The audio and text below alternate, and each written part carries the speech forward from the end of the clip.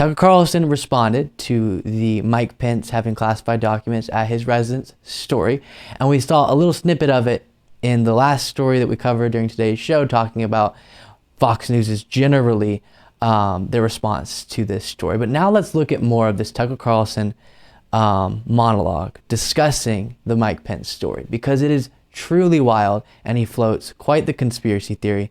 Take a look. Not only notified the National Archives about these new documents, he also called the FBI, and then he called leaders of both parties in Congress, which is odd, because what Mike Pence did was a felony. We've heard that again and again. Keeping classified documents at home unsecured is a felony. But Pence didn't seem embarrassed about it at all. In fact, he almost bragged about it.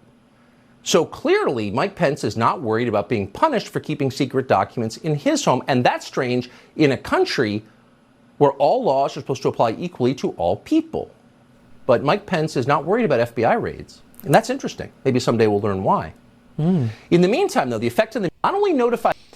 Interesting. Maybe eventually our questions will be answered. I don't know. Maybe. And then take a look at this second moment, and then we'll discuss. He said that a few times.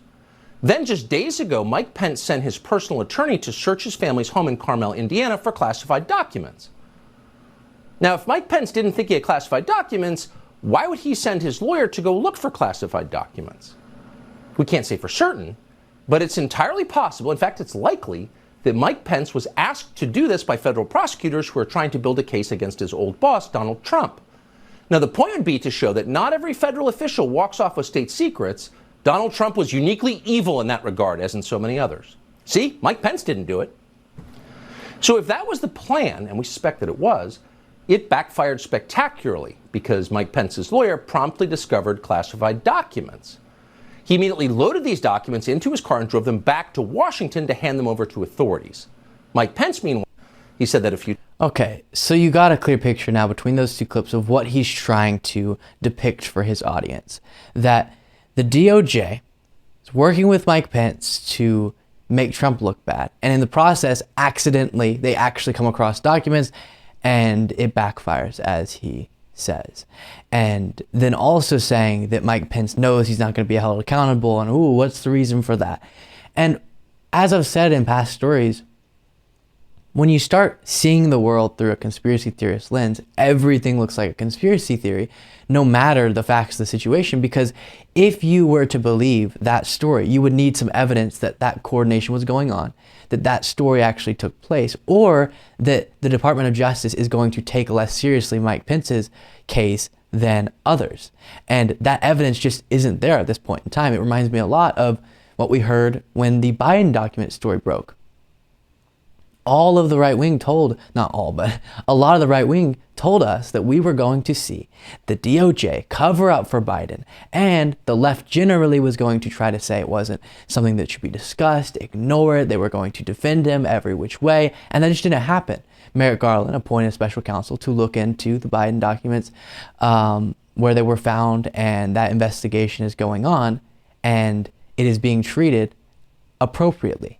And so you've seen them kind of get a little shaky now with the talking points that they have on that particular thing because it didn't go the way they were expecting. The DOJ didn't have a double standard. So then they obsess, as Tucker Carlson noted in the first clip, with the raid aspect of it.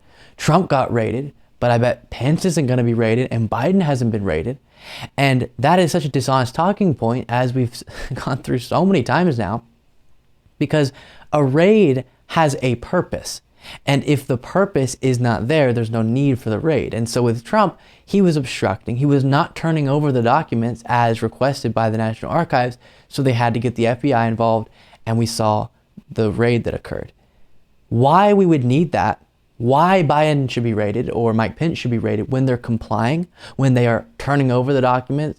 In the case of Biden, they're allowing the DOJ to go through the properties. They've been searching his Delaware home. That's how more documents got uncovered. So there's no need for the raid. So saying there's a double standard because the raid happened to Trump is so dishonest, because there's an actual explanation for why that is perfectly reasonable. And so Tucker Carlson's job is to interest people and distract people from the real facts of a situation if they don't kind of go in his direction politically, by asking a bunch of conspiratorial questions, often fear-mongering, and then just generally telling them these stories, these bedtime conspiracy theory stories, to have their mind run on that hamster wheel so they're not focusing on other things. Luke Beasley Official on Instagram. Thank you so much for watching. If you want to be a part of what makes this show possible, plus get access to the full video version of the show hours before any of the clips are uploaded to YouTube, plus get the extra bonus show every single Saturday, you can do so by going to patreon.com/Luke Beasley. That's patreon.com/Luke Beasley, and there's a link in the description.